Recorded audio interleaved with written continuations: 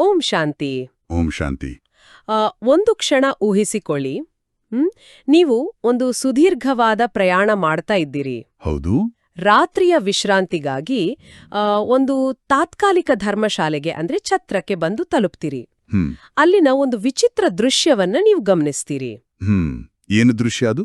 ಉಳಿದ ಪ್ರಯಾಣಿಕರು ಆ ಧರ್ಮಶಾಲೆಯ ಗೋಡೆಗಳಿಗೆ ಬಣ್ಣ ಬಳಿಯುತ್ತಾ, ತಮಗೆ ಕೇವಲ ಒಂದು ರಾತ್ರಿಗೆ ಸಿಕ್ಕಿರುವ ಕೋಣೆಗಳನ್ನ ಅಂದಗೊಳಿಸಲು ತಮ್ಮ ಜೀವನದ ಸಂಪಾದನೆಯನ್ನೆಲ್ಲ ಸುರಿಯುತ್ತಿದ್ದಾರೆ, ಮತ್ತೆ ಪರಸ್ಪರ ಜಗಳ ಕೂಡ ಆಡ್ತಿದ್ದಾರೆ. ಅರೆ, ಕೇವಲ ಒಂದು ರಾತ್ರಿಗೆ? ಹೌದು. ಆದ್ರೆ ನೋಡಿ, ಒಬ್ಬ ಪ್ರವಾಸಿಗ ಮಾತ್ರ ಒಂದು ಮೂಲೆಯಲ್ಲಿ ಶಾಂತವಾಗಿ ಕುಳಿತು ತೆನ್ನ ಬಳಿದ್ದ ಹರಕು ಚಾಪೆಯ ಮೇಲೆ ನೆಮ್ಮದಿಯಿಂದ ಮಲಗುತ್ತಾನೆ. ಮರುದಿನ ಬೆಳಿಗ್ಗೆ ಎದ್ದು ತನ್ನ ಪಾಡಿಗೆ ತಾನು ಹೊರಡುತ್ತಾನೆ. ಕರೆಕ್ಟ್. ಇದನ್ನ ನೋಡಿದ ಒಬ್ರು ಕೇಳ್ತಾರೆ, ನೀನು ಯಾಕೆ ನಿನ್ನ ಕೋಣೆಯನ್ನ ಅಲಂಕರಿಸಿಕೊಳ್ಳಲಿಲ್ಲ ಅಂತ? ಅದಕ್ಕೆ ಆ ಪ್ರವಾಸಿಗ ನಕ್ಕು ಹೇಳ್ತಾನೆ, ನಾನು ಕೇವಲ ಒಂದು ರಾತ್ರಿ ಕಳೆಯಲು ಇಲ್ಲಿಗೆ ಬಂದಿದ್ದೇನೆ. ನಾಳೆ ನಾನು ನನ್ನ ನಿಜವಾದ ಆ ಶಾಶ್ವತವಾದ ಮನೆಗೆ ಹೋಗ್ಬೇಕಾಗಿದೆ. ಹಾಗಿದ್ದಾಗ ಈ ತಾತ್ಕಾಲಿಕ ಜಾಗದಲ್ಲಿ ನಾನು ಯಾಕೆ ವ್ಯಾಮೋಹ ಬೆಳೆಸ್ಕೊಳ್ಳಿ ಅಂತ. ಓಹೋ, ಇದು ಎಂಥ ಅದ್ಭುತವಾದ ಕಥೆ ಅಲ್ವಾ? ಅಂದ್ರೆ ಈ ಕಥೆ ನಮ್ಮ ಮಾನವ ಕುಲದ ಇಂದಿನ ವಾಸ್ತವನ್ನ ಎಷ್ಟು ನಿಖರವಾಗಿ ಬಿಂಬಿಸ್ತಿದೆ ನೋಡಿ. ಖಂಡಿತ. ನಮ್ಮ ನಿಜವಾದ ಮನೆ ಆ ಪರಮಧಾಮ, ಶಾಂತಿಧಾಮ. ಆದರೆ ಈ ಹಳೆ ಜಗತ್ತು ಅನ್ನೋ ತಾತ್ಕಾಲಿಕ ತಂಗುದಾಣದಲ್ಲಿ ನಾವು ಎಷ್ಟೊಂದು ಕಳೆದು ಹೋಗಿದ್ದೇವೆ ಅಂದರೆ ಇದೇ ನಮ್ಮ ಶಾಶ್ವತ ಮನೆ ಅಂತ ಭಂಸಿಬಿಟ್ಟಿದ್ದೇವೆ. ನಿಜ. ನಾವು ಇಲ್ಲಿಗೆ ಕೇವಲ ನಮ್ಮ ಪಾತ್ರ ನಿರ್ವಹಿಸಲು ಬಂದಿದ್ದೇವೆ ಅನ್ನೋದನ್ನ ಈ ಕಥೆ ಬಹಳ ಸುಂದರವಾಗಿ ನಮ್ಗೆ ಎಚ್ಚರಿಸುತ್ತೆ. ಹೌದು ಹೌದು. ಇಂದಿನ ಮುರಳಿ ಚಿಂತನೆಗೆ ನಿಮಗೆ ಸ್ವಾಗತ. ಇಂದಿನ ಮುರಳಿಯ ದಿನಾಂಕ 15/05/2026. ಇಂದಿನ ಮುರಳಿಯ ಮುಖ್ಯಾಂಶ ಹೀಗಿದೆ. ಮಧುರ ಮಕ್ಕಳೇ, ಈ ಪ್ರಪಂಚವು ಸ್ಮಶಾನವಾಗುವಿದೆ, ಆದ್ದರಿಂದ ಇದರೊಂದಿಗೆ ಮನಸ್ಸನ್ನಿಡಬೇಡಿ, ಪರಿಸ್ಥಾನವನ್ನು ನೆನಪು ಮಾಡಿ. ಇದನ್ನು ನಾವು ಸ್ವಲ್ಪ ಆಳವಾಗಿ ಅರ್ಥ ಮಾಡ್ಕೊಳ್ಬಹುದೇ? ಸ್ಮಶಾನ ಎಂಬ ಪದ ಕೇಳಲು ಸ್ವಲ್ಪ ಕಠಿಣ ಎನ್ಸುತ್ತೆ ಅಲ್ವಾ? ಖಂಡಿತ. ಮೇಲ್ನೋಟಕ್ಕೆ ಕಠಿಣ ಎನಿಸಿದ್ರೂ ಇದು ಪರಮಸತ್ಯ. ಒಬ್ಬ ಬ್ರಹ್ಮಕುಮಾರಿ ಶಿಕ್ಷಕರಾಗಿ ಇದನ್ನ ವಿಶ್ಲೇಷಿಸುವುದಾದರೆ, ಇಲ್ಲಿ ಬಾಬಾ ಸ್ಮಶಾನ ಎಂದು ಕರೆಯುತ್ತಿರುವುದು ವಿನಾಶದ ಅಂಚಿನಿರುವ ಈ ಹಳೆಯ ಕಲಿಯುಗವನ್ನ, ಅಂದ್ರೆ ಈ ಪ್ರಪಂಚವನ್ನೇ. ಹೌದು. ಸ್ಮಶಾನದಲ್ಲಿ ಏನೂ ಶಾಶ್ವತವಾಗಿ ಉಳಿಯುವುದಿಲ್ಲ, ಎಲ್ಲವೂ ಮಣ್ಣಾಗುವುದು ಖಚಿತ ಅಲ್ವಾ? ನಾವು ಕಟ್ಟುವ ಅರಮನೆಗಳಿರ್ಬೋದು, ಭೌತಿಕ ಆಕರ್ಷಣೆಗಳಿರ್ಬೋದು, ಎಲ್ಲವೂ ಒಂದು ದಿನ ಮಣ್ಣು ಪಾಲಾಗಲಿದೆ. ಕರೆಕ್ಟ್. ಮತ್ತೊಂದೆಡೆ ಪರಿಸ್ಥಾನ ಎಂದರೆ ಪರಿಗಳ ನಾಡು, ಅರ್ಥಾತ್ ಸ್ವಯಂ ಪರಮಾತ್ಮನು ಸ್ಥಾಪಿಸುತ್ತಿರುವ ಆ ಪಾವನವಾದ ದೇವತೆಗಳು ವಾಸಿಸುವ ಹೊಸ ಜಗತ್ತು, ಸತ್ಯಯುಗ. ಓಹೋ, ಹೊಸ ಜಗತ್ತು. ಹೌದು. ಹಳೆಯದರ ಮೇಲಿನ ವ್ಯಾಮೋಹವನ್ನ ಬುದ್ಧಿಯಿಂದ ಬಿಟ್ಟು ಬರಲಿರುವ ಆ ಸುಂದರ ಹೊಸ ಜಗತ್ತಿನ ಕಡೆಗೆ ನಮ್ಮ ಮನಸ್ಸನ್ನ ಜೋಡಿಸಿ ಅಂತ ಬಾಬಾ ನಮ್ಗೆ ಸ್ಪಷ್ಟವಾದ ನಿರ್ದೇಶನ ನೀಡ್ತಾ ಇದ್ದಾರೆ.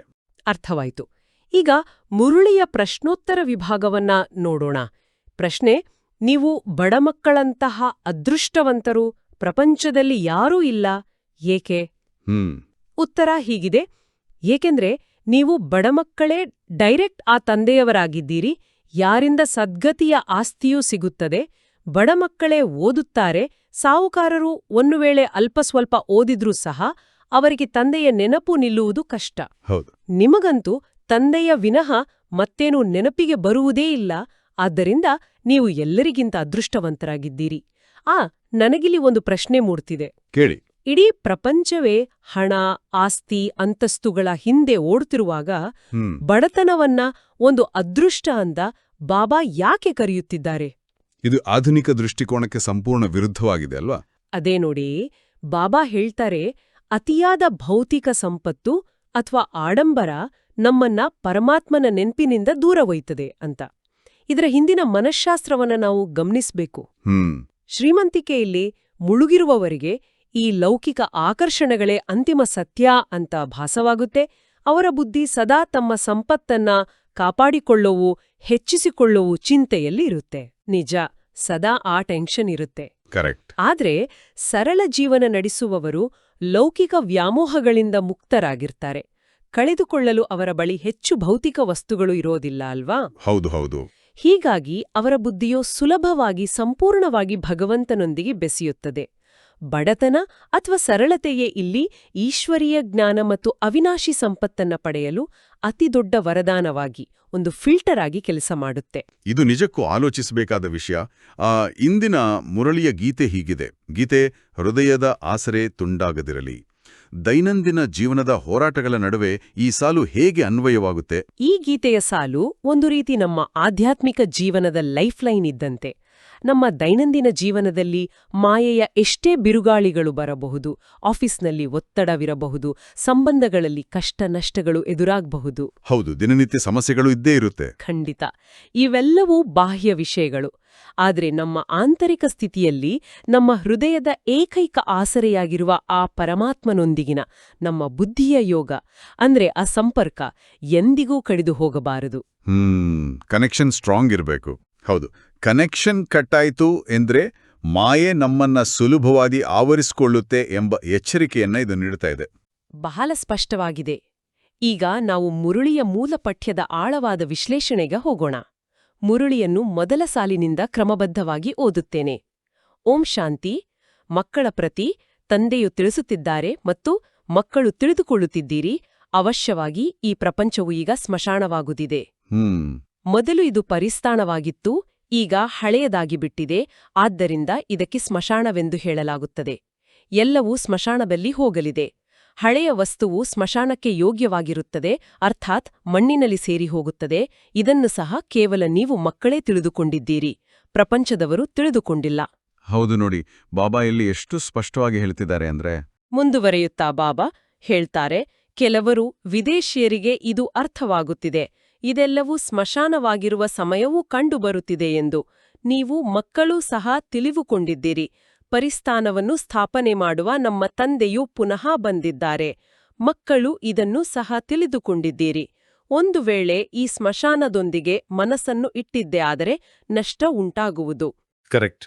ನೀವೀಗ ಬೇಹದ್ದಿನ ತಂದೆಯಿಂದ ಕಲ್ಪದ ಹಿಂದಿನ ತರಹ ಬೇಹದ್ದಿನ ಸುಖದ ಆಸ್ತಿಯನ್ನು ತೆಗೆದುಕೊಳ್ಳುತ್ತಿದ್ದೀರಿ.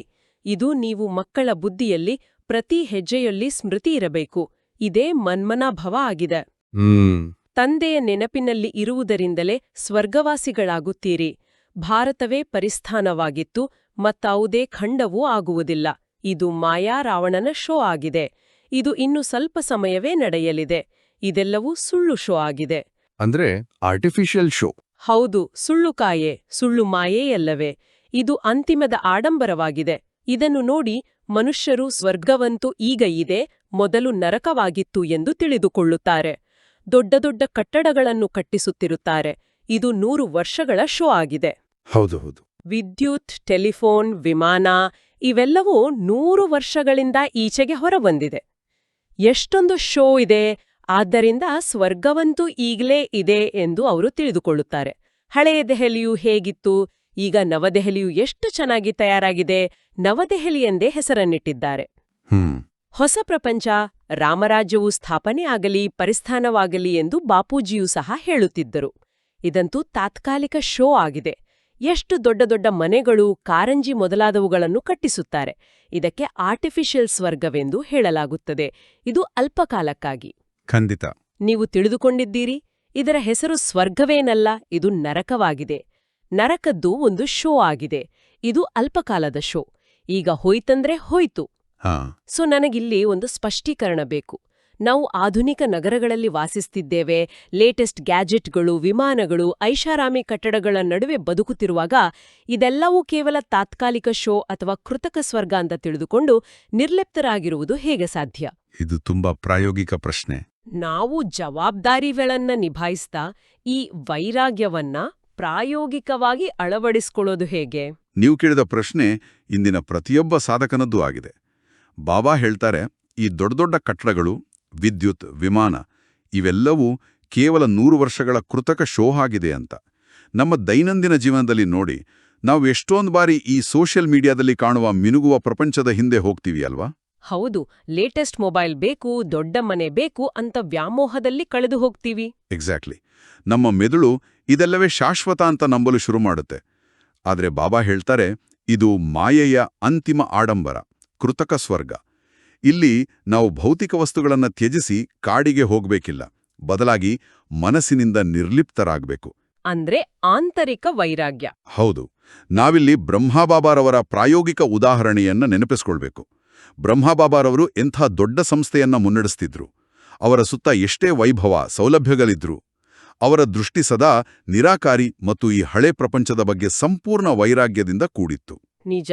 ಕಾರಿನಲ್ಲಿ ಓಡಾಡುತ್ತಿದ್ರೂ ಇದು ನಾಶವಾಗುವ ವಸ್ತು, ನನ್ನ ಗುರಿ ಭವಿಷ್ಯದ ಪರಿಸ್ಥಾನ ಅನ್ನೋ ಅರಿವು ಅವರಲ್ಲಿ ಸದಾ ಜಾಗೃತವಾಗಿತ್ತು. ನಾವು ಸೌಲಭ್ಯಗಳನ್ನ ಸಾಧನಗಳಾಗಿ ಬಳಸಬೇಕು, ಆದ್ರೆ ಅವುಗಳನ್ನೇ ನಮ್ಮ ಅಸ್ತಿತ್ವದ ಆಧಾರ ಅಂತ ಭಾವಿಸಬಾರ್ದು. ಖಂಡಿತ. ಇದು ಬಹಳ ಸೂಕ್ಷ್ಮವಾದ ಗಡಿರೇಖೆ. ಇನ್ನು ಈ ತಾತ್ಕಾಲಿಕ ಶೋನಿಂದ ಹೊರಬರಲು ಮಾನವನ ಪ್ರಯತ್ನದ ಬಗ್ಗೆ ಬಾಬಾ ಮುಂದಿನ ಸಾಲುಗಳಲ್ಲೂ ಏನ್ ಹೇಳ್ತಾರೆಂದು ಓದುತ್ತೇನೆ. ಓದಿ. ಈಗ ತಂದೆಯೂ ಮಕ್ಕಳಿಗೆ ತಿಳಿಸುತ್ತಾರೆ, ಮೊದಲನೆಯದಾಗಿ ಶಾಂತಿಧಾಮವನ್ನು ನೆನಪು ಮಾಡಿ. ಎಲ್ಲಾ ಮನುಷ್ಯ ಮಾತ್ರರು ಶಾಂತಿಯನ್ನೇ ಹುಡುಕುತ್ತಾ ಇರುತ್ತಾರೆ. ಎಲ್ಲಿಂದ ಶಾಂತಿ ಸಿಗುವುದು? ಪ್ರಪಂಚದಲ್ಲಿ ಹೇಗೆ ಶಾಂತಿಯು ಸ್ಥಾಪನೆ ಆಗುವುದು ಎಂಬ ಪ್ರಶ್ನೆಯಂತೂ ಇಡೀ ಪ್ರಪಂಚಕ್ಕೇ ಇದೆ. ವಾಸ್ತವದಲ್ಲಿ ನಾವೆಲ್ಲರೂ ಶಾಂತಿಧಾಮದ ನಿವಾಸಿಗಳು. ನಾವಾತ್ಮರು ಶಾಂತಿಧಾಮದಲ್ಲಿ ಇರುತ್ತೇವೆ. ನಂತರ ಪಾತ್ರವನ್ನು ಅಭಿನಯಿಸಲು ಇಲ್ಲಿಗೆ ಬರುತ್ತೇವೆ ಎಂದು ಮನುಷ್ಯರಿಗೆ ತಿಳಿದೇ ಇಲ್ಲ. ಹೌದು. ಅದು ನೀವು ಮಕ್ಕಳಿಗೆ ತಿಳಿದಿದೆ. ಶಾಂತಿಧಾಮದ ಮೂಲಕ ಸುಖಧಾಮದಲ್ಲಿ ಹೋಗಲು ನೀವು ಪುರುಷಾರ್ಥ ಮಾಡುತ್ತಿದ್ದೀರಿ. ಪ್ರತಿಯೊಬ್ಬರ ಬುದ್ಧಿಯಲ್ಲಿದೆ, ನಾವಾತ್ಮರು ಈಗ ನಮ್ಮ ಮನೆ ಶಾಂತಿಧಾಮಕ್ಕೆ ಹೋಗ್ತೇವೆ. ಇಲ್ಲಂತೂ ಶಾಂತಿಯವಾತಿರಲು ಸಾಧ್ಯವಿಲ್ಲ. ಇದು ದುಃಖಧಾಮವಾಗಿದೆ. ಸತಿಯುಗವು ಪಾವನ ಪ್ರಪಂಚ, ಕಲಿಯುಗವು ಪತಿತ ಪ್ರಪಂಚವಾಗಿದೆ. ಈ ಮಾತುಗಳ ತಿಳುವಳಿಕೆಯು ಈಗ ನೀವು ಮಕ್ಕಳಿಗೆ ಬಂದಿದೆ. ಹೌದು. ಬಾಬಾ ಹೇಳ್ತಿದ್ದಾರೆ ಪ್ರಪಂಚದವರು ಏನೂ ತಿಳ್ಕೊಂಡಿಲ್ಲ ಅಂತ. ಖಂಡಿತ. ಮುಂದೆ ಬಾಬಾ ಹೇಳ್ತಾರೆ, ಪ್ರಪಂಚದವರು ಏನೂ ತಿಳಿದುಕೊಂಡಿಲ್ಲ. ಬೇಹದ್ದಿನ ತಂದೆಯು ನಮಗೆ ಸೃಷ್ಟಿಚಕ್ರದ ಆದಿ, ಮಧ್ಯ, ಅಂತ್ಯದ ರಹಸ್ಯವನ್ನು ತಿಳಿಸುತ್ತಾರೆ. ಮತ್ತೆ ಧರ್ಮಸ್ಥಾಪಕರು ಬಂದು ಹೇಗೆ ಧರ್ಮಸ್ಥಾಪನೆ ಮಾಡುತ್ತಾರೆ ಎಂಬುದು ನಿಮ್ಮ ಬುದ್ಧಿಯಲ್ಲಿ ಬಂದಿದೆ. ಈಗ ಸೃಷ್ಟಿಯಲ್ಲಿ ಎಷ್ಟೊಂದು ಜನಸಂಖ್ಯೆ ಇದೆ. ಭಾರತದಲ್ಲಿಯೂ ಬಹಳಷ್ಟಿದೆ. ಭಾರತವು ಸ್ವರ್ಗವಾಗಿದ್ದಾಗ ಬಹಳ ಸಾಹುಕಾರರಿದ್ರು, ಮತ್ತಾವುದೇ ಧರ್ಮವಿರಲಿಲ್ಲ. ನೀವು ಮಕ್ಕಳನ್ನು ಪ್ರತಿನಿತ್ಯವೂ ರಿಫ್ರೆಶ್ ಮಾಡಲಾಗುತ್ತದೆ. ತಂದೆ ಮತ್ತು ಆಸ್ತಿಯನ್ನು ನೆನಪು ಮಾಡಿ. ಭಕ್ತಿ ಮಾರ್ಗದಲ್ಲಿಯೂ ಇದು ನಡೆದು ಬರುತ್ತದೆ. ಕರೆಕ್ಟ್. ಯಾವಾಗಲೂ ಬೆರಳು ಮೇಲೆ ಮಾಡಿ ತೋರಿಸುತ್ತಾರೆ. ಪರಮಾತ್ಮನನ್ನು ನೆನಪು ಮಾಡಿ. ಪರಮಾತ್ಮ ಅಥವಾ ಅಲ್ಲ ಪರಮಧಾಮದಲ್ಲಿದ್ದಾರೆ. ಆದ್ರೆ ಕೇವಲ ಹಾಗೆಯೇ ನೆನಪು ಮಾಡುವುದರಿಂದ ಏನೂ ಆಗುವುದಿಲ್ಲ. ನೆನಪಿನಿಂದ ಲಾಭವೇನು, ಅವರ ಜೊತೆ ನಮ್ಮ ಸಂಬಂಧವೇನು ಎಂಬುದು ಅವರಿಗೆ ತಿಳಿದಿಲ್ಲ. ಹೌದು. ದುಃಖದ ಸಮಯದಲ್ಲಿ ಹೇ ರಾಮ ಎಂದು ಕರೆಯುತ್ತಾರೆ. ಆತ್ಮವು ನೆನಪು ಮಾಡುತ್ತದೆ. ಆದ್ರೆ ಯಾವುದಕ್ಕೆ ಸುಖ, ಶಾಂತಿ ಎಂದು ಹೇಳಲಾಗುತ್ತದೆ ಎಂಬುದನ್ನು ತಿಳಿದುಕೊಂಡಿಲ್ಲ. ನಿಮ್ಮ ಬುದ್ಧಿಯಲ್ಲಿ ಬರುತ್ತದೆ, ನಾವೆಲ್ಲರೂ ಒಬ್ಬ ತಂದೆಯ ಸಂತಾನರಾಗಿದ್ದೇವೆ ಎಂದ ಮೇಲೆ ಏಕೆ ದುಃಖವಾಗಬೇಕು? ಬೇಹದ್ದಿನ ತಂದೆಯಿಂದ ಸದಾ ಸುಖದ ಆಸ್ತಿಯೂ ಸಿಗಬೇಕು. ಇದೂ ಸಹ ಚಿತ್ರದಲ್ಲಿ ಸ್ಪಷ್ಟವಾಗಿದೆ. ಭಗವಂತನು ಸ್ವರ್ಗದ ಸ್ಥಾಪನೆ ಮಾಡುವರಾಗಿದ್ದಾರೆ. ಅವರು ಭಾರತದಲ್ಲಿಯೇ ಬರುತ್ತಾರೆ. ಆದರೆ ಇದನ್ನು ಯಾರೂ ತಿಳಿದುಕೊಳ್ಳುವುದಿಲ್ಲ. ಅವಶ್ಯವಾಗಿ ಸಂಗಮದಲ್ಲಿಯೇ ದೇವಿ ದೇವತಾ ಧರ್ಮದ ಸ್ಥಾಪನೆಯಾಗುವುದು. ಹೌದು ಹೌದು. ಸತ್ಯಯುಗದಲ್ಲಿ ಹೇಗಾಗುವುದು? ಆದರೆ ಈ ಮಾತುಗಳನ್ನು ಅನ್ಯಧರ್ಮದವರು ತಿಳಿದುಕೊಳ್ಳುವುದಿಲ್ಲ. ತಂದೆಯೇ ಜ್ಞಾನಪೂರ್ಣನಾಗಿದ್ದಾರೆ. ಅವರು ಆದಿಸನಾತನ ದೇವಿ ದೇವತಾ ಧರ್ಮವು ಹೇಗೆ ಸ್ಥಾಪನೆಯಾಯಿತು ಎಂಬುದನ್ನು ತಿಳಿಸುತ್ತಾರೆ. ಸತ್ಯಯುಗದ ಆಯಸ್ಸನ್ನು ಲಕ್ಷಾಂತರ ವರ್ಷಗಳು ಎಂದು ಹೇಳಿರುವುದರಿಂದ ಬಹಳ ದೂರ ತೆಗೆದುಕೊಂಡು ಹೋಗುತ್ತಾರೆ. ನೀವು ಮಕ್ಕಳು ಚಿತ್ರದಲ್ಲಿ ತಿಳಿಸಬೇಕಾಗಿದೆ. ಭಾರತದಲ್ಲಿ ಈ ಲಕ್ಷ್ಮೀನಾರಾಯಣರ ರಾಜ್ಯವಿತ್ತು. ಇವರು ಹೇಗೆ, ಯಾವಾಗ ಈ ರಾಜ್ಯವನ್ನು ಪಡೆದರು ಎಂಬುದನ್ನು ತಿಳಿದುಕೊಂಡಿಲ್ಲ. ಓಹೋ, ಇದು ಬಹಳ ಆಳವಾದ ವಿಷಯ. ಹೌದು. ಜನ ಶಾಂತಿಯನ್ನ ಹೊರಗೆ ಹುಡುಕುತ್ತಿದ್ದಾರೆ, ಆದರೆ ತಾವೇ ಶಾಂತಿಧಾಮದ ನಿವಾಸಿಗಳು ಅನ್ನೋದನ್ನೇ ಮರ್ತಿದ್ದಾರೆ. ಇದೇ ಭಾಗದ ಮುಂದಿನ ಸಾಲುಗಳನ್ನ ನಾನು ಓದ್ತೀನಿ. ಇಲ್ಲಿ ಬಾಬಾ ಭಕ್ತಿ ಮಾರ್ಗದ ತೀರ್ಥಯಾತ್ರೆ ಮತ್ತು ನಮ್ಮ ಸೇವಾ ಕೇಂದ್ರಗಳ ಬಗ್ಗೆ ಒಂದು ಅದ್ಭುತ ಹೋಲಿಕೆ ನೀಡಿದ್ದಾರೆ. ಕೇವಲ ಇವರು ಸತ್ಯಯುಗದ ಮಾಲೀಕರಾಗಿದ್ದರು ಎಂದು ಹೇಳುತ್ತಾರೆ. ಅವರ ಮುಂದೆ ಹೋಗಿ ಬೇಡುತ್ತಾರೆ, ಆಗ ಅಲ್ಪಕಾಲಕ್ಕಾಗಿ ಏನಾದರೂ ಸಿಗುತ್ತದೆ. ಯಾರಾದರೂ ದಾನ ಪುಣ್ಯ ಮಾಡಿದರೆ ಅಲ್ಪಕಾಲಕ್ಕಾಗಿ ಅದರ ಫಲವೂ ಸಿಗುತ್ತದೆ. ಸಾಹುಕಾರ ಮುಖ್ಯಸ್ಥರಿಗೆ ಎಷ್ಟು ಖುಷಿ ಇರುತ್ತದೆಯೋ ಅಷ್ಟು ಬಡ ಪಂಚಾಯಿತಿಯ ಮುಖ್ಯಸ್ಥರಿಗೂ ಇರುತ್ತದೆ. ಬಡವರು ಸಹ ತಮ್ಮನ್ನು ಸುಖಿ ಎಂದು ತಿಳಿದುಕೊಳ್ಳುತ್ತಾರೆ. ಬಾಂಬೆಯಲ್ಲಿ ನೋಡಿ, ಬಡವರು ಎಂತೆಂತಹ ಸ್ಥಳಗಳಲ್ಲಿರುತ್ತಾರೆ. ನೀವು ಮಕ್ಕಳು ಈಗ ತಿಳಿದುಕೊಂಡಿದ್ದೀರಿ, ಭಲೆ ಕೋಟ್ಯಾಧೀಶ್ವರರಿರಬಹುದು, ಆದರೆ ಎಷ್ಟೊಂದು ದುಃಖಿಯಾಗಿದ್ದಾರೆ. ನೀವ್ ಹೇಳುತ್ತೀರಿ, ನಮ್ಮಂತಹ ಅದೃಷ್ಟವಂತರು ಮತ್ತಾರೂ ಇಲ್ಲ. ನಾವು ಡೈರೆಕ್ಟ್ ತಂದೆಯ ಮಕ್ಕಳಾಗಿದ್ದೇವೆ, ಯಾರಿಂದ ಸದ್ಗತಿಯ ಆಸ್ತಿಯೂ ಸಿಗುತ್ತದೆ. ಹೌದು. ದೊಡ್ಡ ದೊಡ್ಡ ವ್ಯಕ್ತಿಗಳು ಎಂದೂ ಶ್ರೇಷ್ಠ ಪದವಿಯನ್ನು ಪಡೆಯಲು ಸಾಧ್ಯವಿಲ್ಲ. ಯಾರು ಬಡವರಿದ್ದಾರೆಯೋ ಅವರೇ ಸಾಹುಕಾರರಾಗಿ ಬಿಡುತ್ತಾರೆ. ವಾಸ್ತವದಲ್ಲಿ ನೀವೇ ಓದಿ ವಿದ್ಯಾವಂತರಾಗುತ್ತೀರಿ, ಅವರು ಅವಿದ್ಯಾವಂತರಾಗುತ್ತಾರೆ. ಭಲೆ ಅಲ್ಪ ಸ್ವಲ್ಪ ಓದಿದರೂ ಸಹ ಅವರಿಗೆ ತಂದೆಯ ನೆನಪಿನಲ್ಲಿರಲು ಸಾಧ್ಯವಿಲ್ಲ. ಅಂತಿಮದಲ್ಲಿ ನಿಮಗೆ ತಂದೆಯ ವಿನ ಮತ್ತೇನೂ ನೆನಪಿರಬಾರದು, ಏಕೆಂದರೆ ನಿಮಗೆ ತಿಳಿದಿದೆ, ಇದೆಲ್ಲವೂ ಸ್ಮಶಾನವಾಗಲಿದೆ. ಕರೆಕ್ಟ್. ಬುದ್ಧಿಯಲ್ಲಿರಲಿ, ನಾವು ಯಾವ ಉದ್ಯೋಗ ವ್ಯವಹಾರಗಳನ್ನು ಮಾಡುತ್ತೇವೆಯೋ ಇವು ಸ್ವಲ್ಪ ಸಮಯಕ್ಕಾಗಿ ಮಾತ್ರ. ಧನವಂತರು ಧರ್ಮಶಾಲೆಗಳನ್ನು ಕಟ್ಟಿಸುತ್ತಾರೆ, ಅವರೇನು ಸಂಪಾದನೆಗಾಗಿ ಕಟ್ಟಿಸುವುದಿಲ್ಲ. ತೀರ್ಥಸ್ಥಾನಗಳಲ್ಲಿ ಧರ್ಮಶಾಲೆಗಳಿಲ್ಲವೆಂದರೆ ಅಲ್ಲಿ ಹೋಗುವವರು ಎಲ್ಲಿರುವುದು? ಆದ್ದರಿಂದ ಸಾಹುಕಾರರು ಧರ್ಮಶಾಲೆಗಳನ್ನು ಕಟ್ಟಿಸುತ್ತಾರೆ, ವ್ಯಾಪಾರ ಮಾಡುವುದಕ್ಕಾಗಲ್ಲ. ತೀರ್ಥಸ್ಥಳಗಳಲ್ಲಿ ಧರ್ಮಶಾಲೆಗಳನ್ನು ಕಟ್ಟಿಸಲಾಗುತ್ತದೆ. ನಿಮ್ಮ ಸೇವಾ ಕೇಂದ್ರವು ದೊಡ್ಡದಕ್ಕಿಂತ ದೊಡ್ಡ ತೀರ್ಥಸ್ಥಾನವಾಗಿದೆ. ಎಲ್ಲೆಲ್ಲಿ ನಿಮ್ಮ ಸೇವಾ ಕೇಂದ್ರಗಳಿವೆಯೋ ಅವು ದೊಡ್ಡ ದೊಡ್ಡ ತೀರ್ಥಸ್ಥಾನಗಳಿವೆ, ಎಲ್ಲಿಂದ ಮನುಷ್ಯರಿಗೆ ಸುಖ ಶಾಂತಿ ಸಿಗುತ್ತದೆ. ನಿಮ್ಮ ಈ ಗೀತಾ ಪಾಠಶಾಲೆಯು ದೊಡ್ಡದಾಗಿದೆ, ಇದು ಆದಾಯದ ಮೂಲವಾಗಿದೆ, ಇದರಿಂದ ಬಹಳ ಸಂಪಾದನೆಯಾಗುತ್ತದೆ. ಹೌದು. ದೊಡ್ಡದಕ್ಕಿಂತ ದೊಡ್ಡ ತೀರ್ಥಸ್ಥಾನವಾಗಿದೆ. ನೀವು ಬೇಹದ್ದಿನ ತಂದೆಯಿಂದ ಬೇಹದ್ದಿನ ಆಸ್ತಿಯನ್ನು ತೆಗೆದುಕೊಳ್ಳುತ್ತೀರಿ. ಇದರಂತಹ ದೊಡ್ಡ ತೀರ್ಥಸ್ಥಾನವು ಮತ್ತಾವುದೂ ಇರುವುದಿಲ್ಲ. ಆ ತೀರ್ಥಸ್ಥಳಗಳಿಗೆ ಹೋಗುವುದರಿಂದ ನಿಮಗೆ ಏನೂ ಸಿಗುವುದಿಲ್ಲ. ಇದನ್ನು ನೀವೀಗ ತಿಳಿದುಕೊಂಡಿದ್ದೀರಿ. ನಿಜ.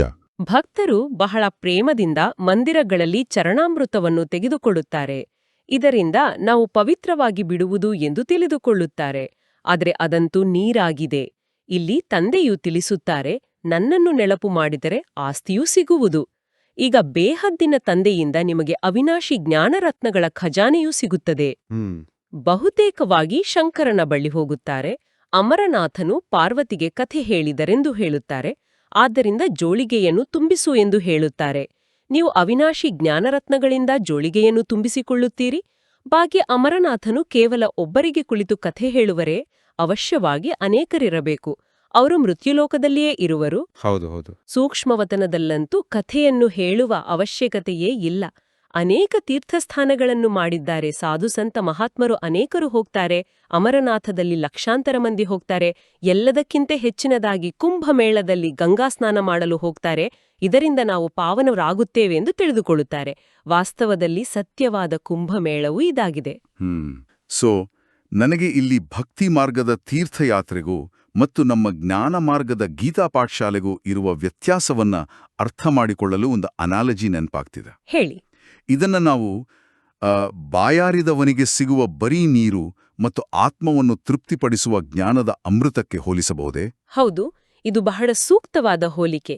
ಬಾಬಾ ಹೇಳ್ತಾರೆ, ಮನುಷ್ಯರು ಭಕ್ತಿ ಮಾರ್ಗದಲ್ಲಿ ಮಂದಿರಗಳಿಗೆ ಹೋಗಿ ಆ ತಾಮ್ರದ ಪಾತ್ರೆಯಿಂದ ಚರಣಾಮೃತವನ್ನು ಕುಡಿತಾರೆ, ಗಂಗಾ ಸ್ನಾನ ಮಾಡ್ತಾರೆ. ಆ ಕ್ಷಣಕ್ಕೆ ಅವರಿಗೆ ಭೌತಿಕವಾಗಿ ತಂಪೆನಿಸಬಹುದು, ಮನಸ್ಸಿಗೆ ಸ್ವಲ್ಪ ಸಮಾಧಾನ ಸಿಗಬಹುದು. ಆದ್ರೆ ಅದು ಕೇವಲ ನೀರು ಅಲ್ವಾ? ಹೌದು, ಅದು ಆತ್ಮದಾನಾದಿ ಕಾಲದ ಬಾಯಾರಿಕೆಯನ್ನ, ಜನ್ಮ ಜನ್ಮಾಂತರದ ದುಃಖವನ್ನ ಅಳಿಸಲಾರದು. ಆದ್ರೆ ವಾಸ್ತವಿಕವಾಗಿ ಕುಂಭಮೇಳದ ನಿಜವಾದ ಅರ್ಥವೇನು ಗೊತ್ತಾ? ಪರಮಾತ್ಮ ಮತ್ತು ಆತ್ಮದ ಮಿಲನ. ಓಹೋ. ಅಮರನಾಥನ ಕಥೆ ಎಂದರೆ ಸಾಕ್ಷಾತ್ ಶಿವಬಾಬಾ ನಮಗೆ ಹೇಳುತ್ತಿರುವ ಈ ಜ್ಞಾನಾಮೃತದ ಕಥೆ. ಬಾಬಾ ಹೇಳ್ತಾರೆ, ನಿಮ್ಮ ಸೇವಾ ಕೇಂದ್ರಗಳೇ ಅತಿ ದೊಡ್ಡ ತೀರ್ಥಸ್ಥಾನಗಳು ಅಂತ. ಇಲ್ಲಿ ನಾವು ದಾದಿಜಿಯವರ ಪ್ರಾಯೋಗಿಕ ಉದಾಹರಣೆಯನ್ನ ಸ್ಮರಿಸಲೇಬೇಕು. ಹೌದು. ದಾದಿಜಿಯವರು ಯಾವುದೇ ಸೇವಾ ಕೇಂದ್ರವನ್ನ ಕೇವಲ ಆ ಇಟ್ಟಿಗೆ, ಸಿಮೆಂಟ್ ಮತ್ತು ಬಣ್ಣದಿಂದ ಕಟ್ಟಿದ ಕಟ್ಟಡಗಳಾಗಿ ನೋಡ್ಲೇ ಇಲ್ಲ. ಬದಲಾಗಿ ಬರುವ ಪ್ರತಿಯೊಂದು ನೊಂದ ಆತ್ಮಕ್ಕೂ, ನಿರಾಶೆಗೊಂಡ ಆತ್ಮಕ್ಕೂ ಸುಖ, ಶಾಂತಿ ಮತ್ತು ಜ್ಞಾನದ ಅಮೃತವನ್ನು ನೀಡಿ ಅವರ ದಣಿವಾರಿಸುವ ಅತಿ ದೊಡ್ಡ ಜಾಗೃತ ತೀರ್ಥಸ್ಥಾನಗಳನ್ನಾಗಿ, ಅಂದ್ರೆ ಆಧ್ಯಾತ್ಮಿಕ ಆಸ್ಪತ್ರೆಗಳನ್ನಾಗಿ ಅವುಗಳನ್ನು ರೂಪಿಸಿದರು. ನಿಜಕ್ಕೂ ಅದ್ಭುತ. ಹೌದು, ಇಲ್ಲಿ ಸಿಗುವುದು ಕೇವಲ ನೀರಲ್ಲ, ಆತ್ಮದ ಕಲ್ಮಶಗಳನ್ನು ತೊಳೆಯುವ ಅವಿನಾಶಿ ಜ್ಞಾನ ರತ್ನಗಳು. ಸರಿಯಾಗಿ ಹೇಳಿದಿರಿ. ದಾದೀಜಿಯವರ ಆ ದೃಷ್ಟಿಕೋನವೇ ಸೇವಾ ಕೇಂದ್ರಗಳನ್ನು ಇಷ್ಟು ಪ್ರಭಾವಶಾಲಿಯಾಗಿಸಿದೆ. ಈಗ ಆತ್ಮದ ಪಯಣದ ಬಗ್ಗೆ ಬಾಬಾ ಮುಂದೇನು ಹೇಳುತ್ತಾರೆಂದು ಓದುತ್ತೇನೆ. ಓದಿ. ಮೇಳಗಳಲ್ಲಂತೂ ಜನ್ಮ ಜನ್ಮಾಂತರದಿಂದ ಮಾಡುತ್ತಾ ಬಂದಿರಿ. ಆದರೆ ತಂದೆಯೂ ತಿಳಿಸುತ್ತಾರೆ, ಇದರಿಂದ ಯಾರೂ ತಮ್ಮ ಮನೆಗೆ ಹಿಂತಿರುಗಿ ಹೋಗಲು ಸಾಧ್ಯವಿಲ್ಲ. ಏಕೆಂದ್ರೆ ಆತ್ಮವು ಪವಿತ್ರವಾದಾಗಲೇ ಹೋಗಲು ಸಾಧ್ಯ. ಆದರೆ ಅಪವಿತ್ರರಾಗಿರುವ ಕಾರಣ ಎಲ್ಲರ ರೆಕ್ಕೆಗಳು ತುಂಡಾಗಿವೆ. ಆತ್ಮಕ್ಕೆ ಈಗ ರೆಕ್ಕೆಗಳು ಸಿಕ್ಕಿವೆ. ಯೋಗದಲ್ಲಿರುವುದರಿಂದ ಆತ್ಮವು ಎಲ್ಲದಕ್ಕಿಂತ ತೀಕ್ಷ್ಣವಾಗಿ ಹಾರುತ್ತದೆ. ಯಾರ ಲೆಕ್ಕಾಚಾರವೂ ಲಂಡನ್ನಿನಲ್ಲಿ ಅಮೆರಿಕಾದಲ್ಲಿದ್ರೆ ಕೂಡಲೇ ಅಲ್ಲಿಗೆ ಹಾರುತ್ತಾರೆ. ಸೆಕೆಂಡಿನಲ್ಲಿ ಅಲ್ಲಿಗೆ ಹೋಗಿ ತಲುಪುತ್ತಾರೆ. ಆದರೆ ಮುಕ್ತಿಧಾಮಕ್ಕೆ ಕರ್ಮಾತೀತರಾದಾಗಲೇ ಹೋಗಲು ಸಾಧ್ಯ. ಹೌದು ನೋಡಿ. ಅಲ್ಲಿಯವರೆಗೆ ಇಲ್ಲಿಯೇ ಜನನ ಮರಣದಲ್ಲಿ ಬರುತ್ತಾರೆ. ಹೇಗೆ ನಾಟಕವು ಟಿಕ್ ಟಿಕ್ ಎಂದು ನಡೆಯುತ್ತದೆ, ಆತ್ಮವೂ ಹಾಗೆಯೇ. 1 ಸೆಕೆಂಡ್ ಕಳೆಯಿತೆಂದರೆ ಆತ್ಮವು ಹೊರಟು ಹೋಯಿತು. ಇದರಷ್ಟು ತೀಕ್ಷ್ಣ ಮತ್ತಾವುದೇ ವಸ್ತುವಿರುವುದಿಲ್ಲ. ಅನೇಕಾನೇಕ ಆತ್ಮಗಳು ಮೂಲವತನದಲ್ಲಿ ಹೋಗುವರು. ಆತ್ಮಕ್ಕೆ ಎಲ್ಲಿಂದ ಎಲ್ಲಿಗೆ ಬೇಕಾದರೂ ತಲುಪುವುದರಲ್ಲಿ ಸಮಯ ಹಿಡಿಸುವುದಿಲ್ಲ. ಮನುಷ್ಯರು ಈ ಮಾತುಗಳನ್ನು ತಿಳಿದುಕೊಳ್ಳುವುದಿಲ್ಲ. ನೀವು ಮಕ್ಕಳ ಬುದ್ಧಿಯಲ್ಲಿ ಬರುತ್ತದೆ. ಹೊಸ ಪ್ರಪಂಚದಲ್ಲಿ ಅವಶ್ಯವಾಗಿ ಕೆಲವರೇ ಆತ್ಮರಿರುತ್ತಾರೆ ಮತ್ತು ಅಲ್ಲಿ ಬಹಳ ಸುಖಿಯಾಗಿರುತ್ತಾರೆ. ಖಂಡಿತ. ಅದೇ ಆತ್ಮಗಳು ಈಗ 84 ಜನ್ಮಗಳನ್ನು ತೆಗೆದುಕೊಂಡು ಬಹಳ ದುಃಖಿಯಾಗಿದ್ದಾರೆ. ನಿಮಗೆ ಇಡೀ ಚಕ್ರದ ಬಗ್ಗೆ ಅರ್ಥವಾಗಿದೆ. ನಿಮ್ಮ ಬುದ್ಧಿಯು ಕೆಲಸ ಮಾಡುತ್ತದೆ. ಮತ್ತಾಮ ಮನುಷ್ಯರ ಬುದ್ಧಿಯೂ ಓಡುವುದಿಲ್ಲ. ಪ್ರಜಾಪಿತ ಬ್ರಹ್ಮನ ಗಾಯನವೂ ಇದೆ. ಹೌದು. ಕಲ್ಪದ ಮೊದಲೂ ಸಹ ಇದೇ ರೀತಿ ಬ್ರಹ್ಮ ಕುಮಾರ ಕುಮಾರಿಯರಾಗಿದ್ದೀರಿ. ನೀವು ತಿಳಿದುಕೊಂಡಿದ್ದೀರಿ, ಪ್ರಜಾಪಿತ ಬ್ರಹ್ಮನಿಗೆ ನಾವು ಮಕ್ಕಳಾಗಿದ್ದೇವೆ. ನಮ್ಮ ಮೂಲಕ ತಂದೆಯು ಸ್ವರ್ಗದ ಸ್ಥಾಪನೆ ಮಾಡಿಸುತ್ತಿದ್ದಾರೆ. ಯಾವಾಗ ನಂಬರ್ವಾರ್ ಪುರುಷಾರ್ಥದ ಅನುಸಾರ ಯೋಗ್ಯರಾಗಿ ಬಿಡುತ್ತೀರೋ ಆಗ ಈ ಹಳೆಯ ಪ್ರಪಂಚದ ವಿನಾಶವಾಗುವುದು. ಕರೆಕ್ಟ್. ತ್ರಿಮೂರ್ತಿಯದು ಇಲ್ಲಿಯೇ ಗಾಯನವಿದೆ. ತ್ರಿಮೂರ್ತಿ ಚಿತ್ರವನ್ನು ಇಟ್ಟುಕೊಳ್ಳುತ್ತಾರೆ. ಅದರಲ್ಲಿ ಶಿವನನ್ನು ತೋರಿಸುವುದಿಲ್ಲ. ಬ್ರಹ್ಮನ ಮೂಲಕ ಸ್ಥಾಪನೆ ಎಂದು ಹೇಳಲಾಗುತ್ತದೆ. ಅದನ್ನು ಯಾರು ಮಾಡಿಸುತ್ತಾರೆ? ಶಿವತಂದೆ. ವಿಷ್ಣುವಿನ ಮೂಲಕ ಪಾಲನೆಯಾಗುತ್ತದೆ. ನೀವು ಬ್ರಾಹ್ಮಣರು ಈಗ ದೇವತೆಗಳಾಗುವುದಕ್ಕಾಗಿ ಯೋಗ್ಯರಾಗುತ್ತಿದ್ದೀರಿ. ನೀವೀಗ ಆ ಪಾತ್ರವನ್ನಭಿನಯಿಸುತ್ತಿದ್ದೀರಿ. ಕಲ್ಪದ ನಂತರ ಪುನಃ ಅಭಿನಯಿಸುತ್ತೀರಿ. ನೀವು ಪವಿತ್ರರಾಗುತ್ತೀರಿ. ಓಹೋ. ಹೇಳ್ತಾರೆ, ಕರ್ಮಾತೀತ ಎಂದರೆ ಕರ್ಮಗಳನ್ನ ಮಾಡದಿರುವುದಲ್ಲ, ಬದಲಾಗಿ ಕರ್ಮಗಳನ್ನ ಮಾಡುತ್ತಿದ್ದರೂ ಅದರ ಲೇಪ, ಅದರ ಫಲದ ಮೇಲಿನ ಆಸೆ ಅಥವಾ ಆ ಕರ್ಮದ ಬಂಧನದಿಂದ ಮುಕ್ತರಾಗಿರುವುದು. ಅಂದ್ರೆ ಕಮಲದ ಹೂವಿನ ಹಾಗೆ. ಎಕ್ಸಾಕ್ಟ್ಲಿ.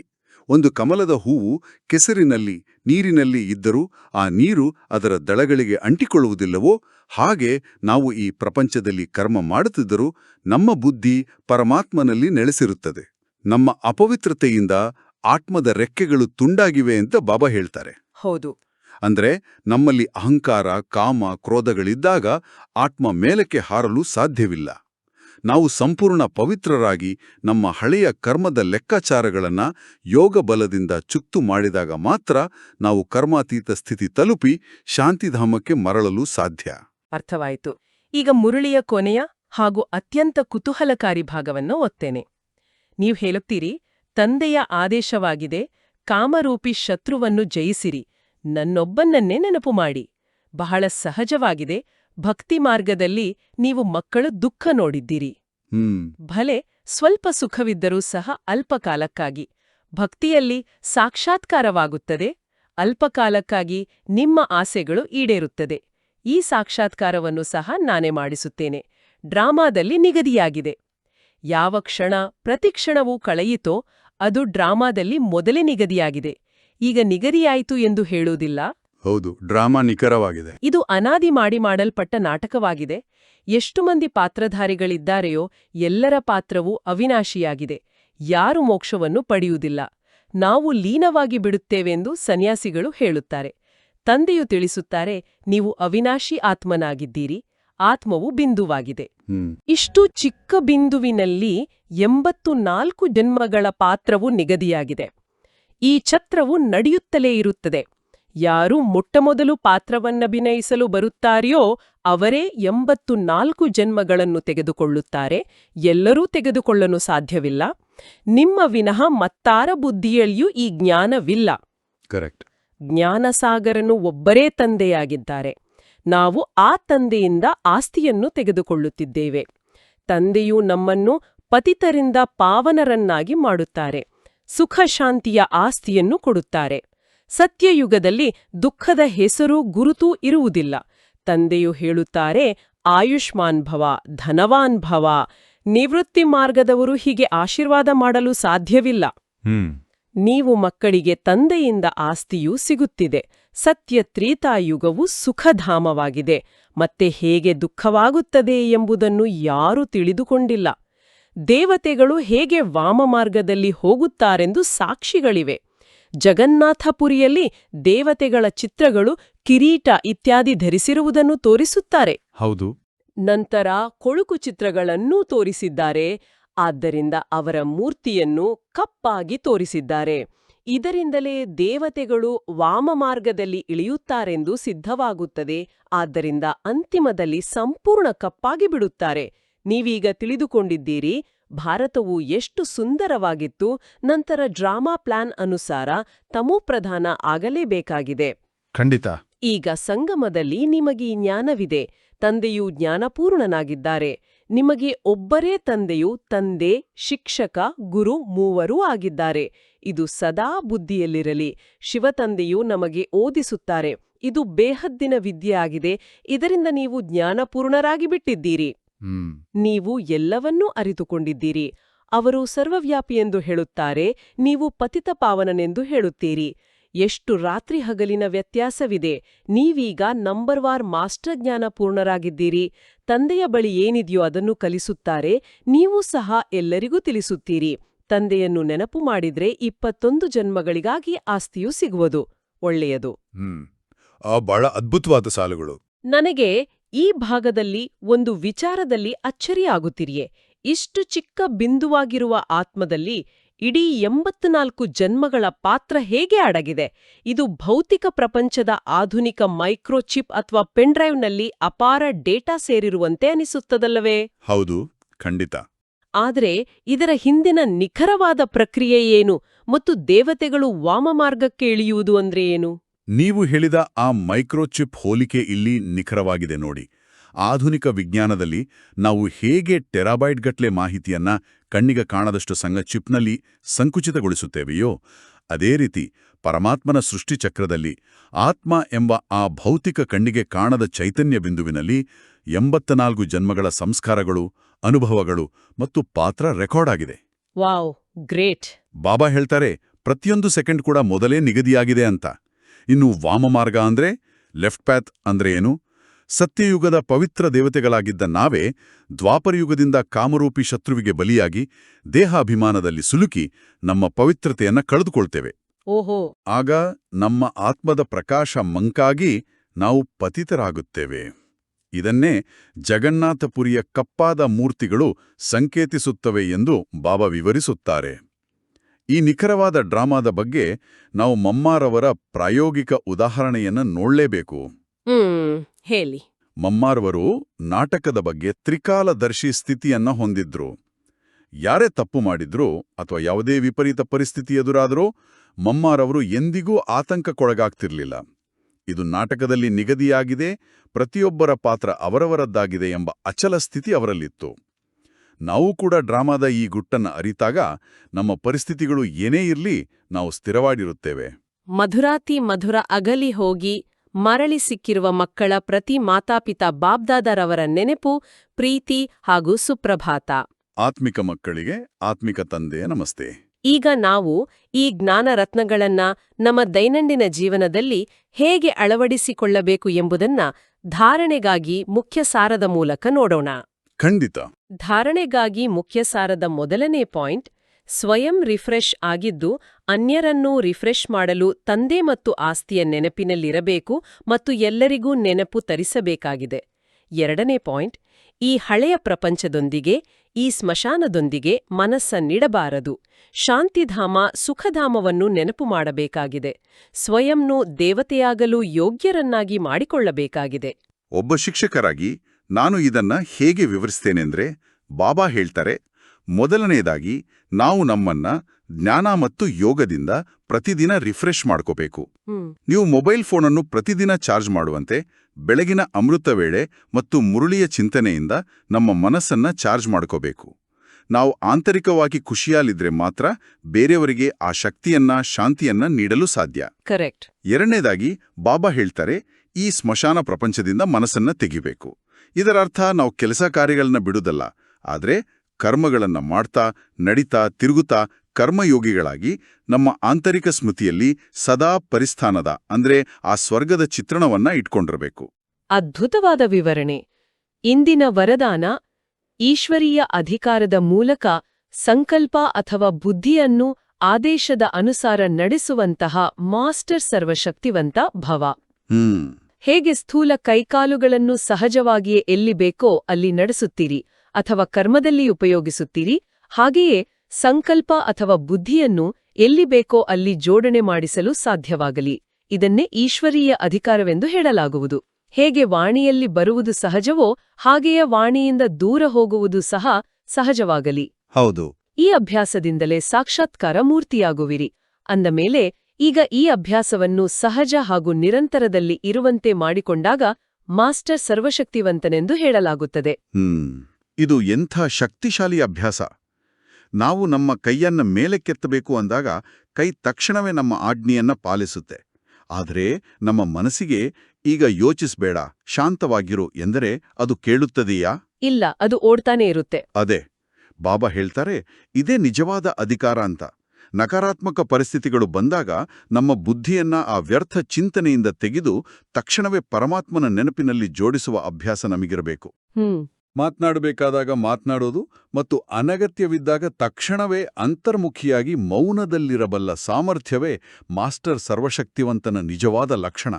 ಇಂದಿನ ಸ್ಲೋಗನ್ ಸ್ವಸ್ಥಿತಿಯು ಶಕ್ತಿಶಾಲಿಯಾಗಿದ್ದರೆ ಅಂಥವರ ಮುಂದೆ ಪರಿಸ್ಥಿತಿಯು ಏನೂ ಮಾಡಲು ಸಾಧ್ಯವಿಲ್ಲ.